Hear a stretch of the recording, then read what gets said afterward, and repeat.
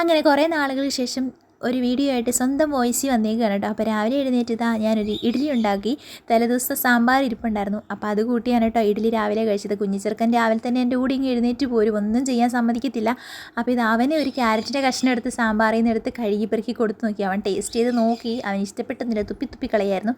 പിന്നെ ഏറ്റവും നല്ലുള്ള പരിപാടി ഇവനെ കുറുക്കുടിപ്പിക്കുക എന്നുള്ളതാണ്. എന്തൊക്കെ കോപ്രായങ്ങളും ഗോഷ്ടികളും കാണിച്ചാലാണെന്നറിയാം 2-3 സ്പൂൺ അകത്താക്കുന്നത്. അപ്പോൾ അങ്ങനെ രാവിലത്തെ കുറുക്കുടുപ്പിയിലെല്ലാം കഴിഞ്ഞിട്ട് അവനെ കുളിപ്പിച്ച് സുന്ദര കുട്ടപ്പനാക്കി എടുത്തിട്ടുണ്ട് കേട്ടോ. ഇപ്പം ഇടയ്ക്കിടയ്ക്ക് മാത്രമേ എന്നെ കാണാൻ കിട്ടുള്ളൂ. കാരണം ഇവനുമായിട്ടുള്ള മല്ലിപിടുത്തത്തിലാണ് ഞാൻ. 2 പെൺപിള്ളേരെ സ്കൂളിൽ പറഞ്ഞു വിട്ട് പഠിപ്പിച്ചൊക്കെ വരുമ്പോൾ ഇവൻ കച്ചറ ഉണ്ടാക്കും. പിന്നെ ഇവനെയും കൊണ്ട് നടക്കും. അതാണ് എന്നെ കാണാതിരിക്കുന്നത്.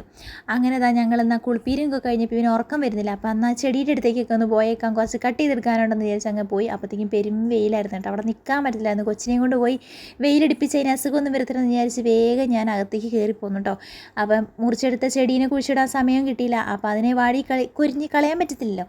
അപ്പം ഞാൻ മീനിൻ്റെ നമ്മുടെ പാത്രത്തിൽ ഇട്ട് വെച്ചു കേട്ടോ. അവൻ എന്തെങ്കിലും പിടിച്ചിട്ടുണ്ടെങ്കിൽ പിന്നെ ആ പിടിച്ചടം കൊണ്ടേ പോരത്തുള്ളൂ. അപ്പോൾ അവൻ പിടിക്കാതെ ഇരിക്കാൻ വേണ്ടിയിട്ടും കരയാനും പാടില്ലല്ലോ. അപ്പോൾ അങ്ങനെ കളിപ്പിച്ച് ചിരിപ്പിച്ചൊക്കെ ഞാൻ നേരെ അത് എടുത്ത് വെച്ചിട്ട് ഇങ്ങ് പോന്നു. പിന്നെ നമ്മൾ രാവിലത്തെ പരിപാടി മാത്രമേ കഴിഞ്ഞിട്ടുള്ളൂ. നമ്മൾ ഉച്ചക്കത്തേക്ക് എന്തെങ്കിലും കഴിക്കണമെങ്കിൽ നമ്മൾ തന്നെ ഉണ്ടാക്കണം, ആരും ഉണ്ടാക്കാനില്ലല്ലോ. അപ്പോൾ നേരെ ചോറൊക്കെ അടുപ്പത്തിട്ടിട്ട് വേഗം സാമ്പാറല്ല, പരിപ്പ് കുത്തി കഴിച്ചാൽ എടുത്തിട്ടുണ്ട് കേട്ടോ. വേഗം സിമ്പിളായിട്ട് ഉണ്ടാക്കുന്ന പരിപാടിയാണ്. പിന്നെ കുറച്ച് ചിൻപിക്ക് കിട്ടിയിട്ടുണ്ടായിരുന്നു. അത് ഉണ്ണി ഇങ്ങനെ മുറിച്ച് കട്ട് ചെയ്ത് വന്നിട്ടുണ്ടായിരുന്നു കേട്ടോ. അപ്പോൾ വേഗം ഒരു തട്ടിക്കൂട്ട് അച്ചാറൊക്കെ ഇട്ട് സെറ്റാക്കി എടുത്തു.